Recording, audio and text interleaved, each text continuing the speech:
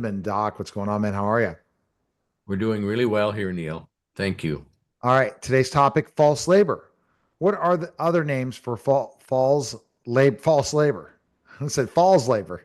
No, false labor. That's what the word did to my false. Anyway, sorry.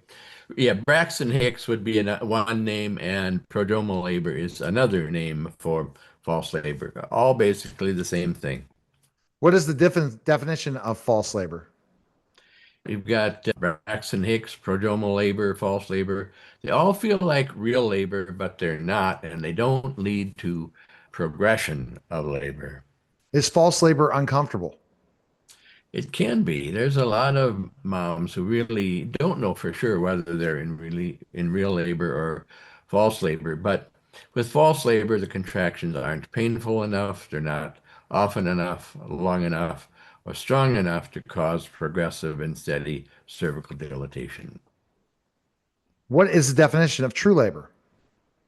Contractions that are strong enough, long enough, and frequent enough to cause progressive and steady dilation of the cervix.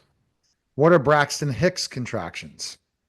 We used to call them practice pains. Now I think we call them practice contractions, but they really prepare the uterus and cervix for real labor. They certainly can occur throughout pregnancy, but they're more common in the second and third trimesters. What are prodromal labor? Prodromal labor is a time of preparation for real labor. Contractions are short, not as strong, and they're very frequent. They cause thinning and softening of the cervix, again, to prepare for real labor, but the contractions aren't as strong as real labor. They are perceived as a backache, so women might feel like they're having a period. What is the difference between false labor and true labor? That is, in real labor, the contractions are strong enough to cause progressive and steady descent of the baby's head and cervical change, which includes thinning or effacement, and cervical opening or dilation. What are commonly listed causes for false labor? These are listed. I'm not sure exactly whether they are, but this is what Mayo Clinic says. Dehydration, illness, baby's movement, activity, and even sometimes a full bladder. If you think you have false labor, what should you do?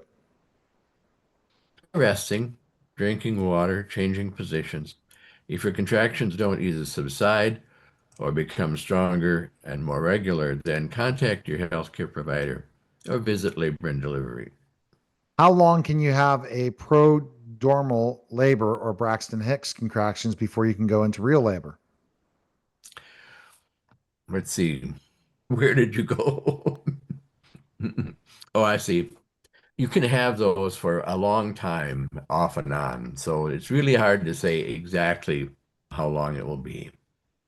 As a woman gets closer to their due date, many wonder why labor doesn't start. What causes labor to start?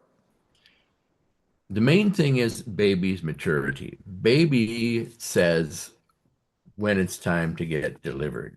That's why sometimes inductions are hard because baby is just not ready. When should I call my doctor or go to labor and delivery? If you have bleeding, loss of amniotic fluid, severe pain, loss of movement, fetal movement, or no fetal movement, you need to seek medical attention immediately. Go to labor and delivery. Can labor start and stop? Most of the times it doesn't really, if you're really in labor, it doesn't stop. But yes, you can get hung up, especially during an induction. Can you be in labor and not know it? Many women who have many babies seem to be in labor, or they seem to make progress without having a lot of pain or complaints. So, yeah, I guess you can be in labor without knowing it. What is the latent phase of active labor? The latent phase of labor is the first part of the first stage. The first stage is labor, that is from when labor starts until pushing. But that's divided into two pieces. The latent phase is the first part, and we usually say that's until the cervix gets to be 3 or 4 centimeters. After that is the acceleration phase, which is when contractions really get punchy and cervical dilatation proceeds rapidly. What are the four stages of labor? The first stage, which is from when labor starts until pushing starts or complete cervical dilation. The second stage is the pushing and the birth of the baby. The third stage is separation of the placenta and delivery of the placenta. And the fourth stage is the first 2 hours after birth. Is it easy to tell the difference between prodromal labor and the first stage of labor? Those two are really hard to tell apart. And certainly, prodromal labor makes the uterus ready to actually have good contractions. The uterus is the only muscle in the body that can change its myosin, in other words, its ability to contract. All other muscles have a fixed ability.